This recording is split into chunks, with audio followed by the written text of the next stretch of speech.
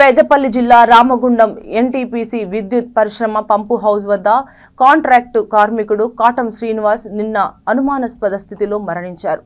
పంపు house వద్ద రాత్రి విధులు నిర్వహిస్తున్న సమయంలో ఈ ఘటన చోటు చేసుకుంది. తలకు బలమైన గాయాలు తగలడంతో అక్కడికక్కడే మృతి చెందాడు. అయితే ఈ ప్రాంతంలో ఎక్కువగా దొంగలు సంచరిస్తుంటారని, స్కాప్ కోసం శ్రీనివాస్ పై దాడి చేసి చంపి ఉంటారని పోలీసులు భావిస్తున్నారు.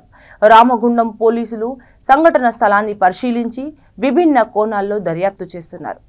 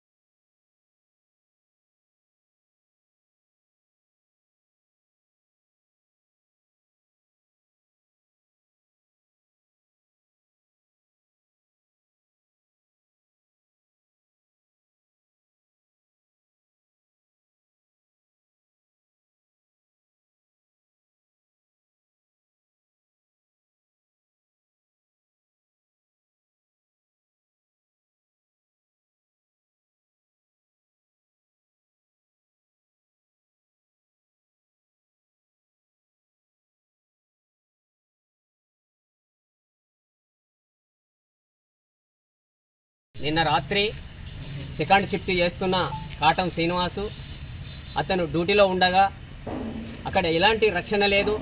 ఆ పంప్ హౌస్ దగ్గర ఎన్టీపీసీ నుంచి అక్కడ నలుగురు డ్యూటీ చేస్తుంటారు కాంట్రాక్ట్ లేబర్గా.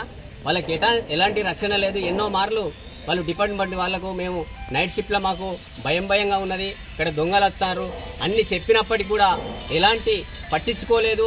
ఈరోజు అతన్ని దొంగల ఎవరు అనేది తెలియదు వచ్చి అతన్ని కొట్టి చంపిర్రు.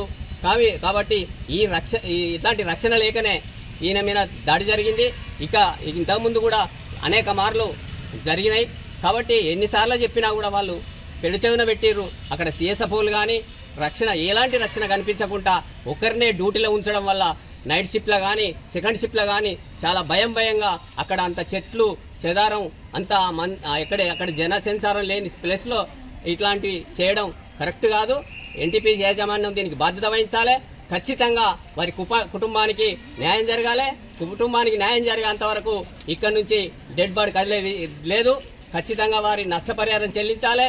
ఈ తప్పిదాలు జరిగినాయి.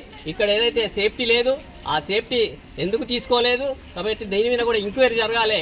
మేనేజ్మెంటు ఖచ్చితంగా దీని మీద యాక్షన్ తీసుకొని ఎవరున్నారో దొంగలను శిక్షించాలి. అట్లాగే దాని బాధ్యులైన వాళ్ళని కూడా సస్పెండ్ చేయాలని మేము డిమాండ్ చేస్తున్నాం. లక్ష్యం వల్లనే అయింది. ఇది ఒక్కసారి కాదు, ఇప్పటికి ఒక 10-15 సార్లు ఇట్లా దొంగతనాలు అయింది, దాడి అయింది.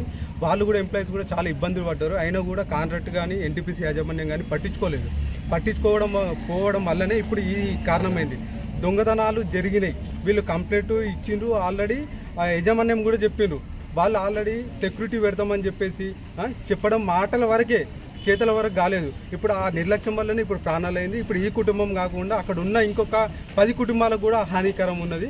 ఇది తక్షణమే ఎన్టీపీసీ వాళ్ళు సీసీ కెమెరాలు అక్కడ ఉన్న ఏరియాలో చాలా దొంగతనాలు అయినా కూడా సీసీ కెమెరాలు ఎక్కడ ఒక్కటి కూడా పెట్టలేకపోయినారు.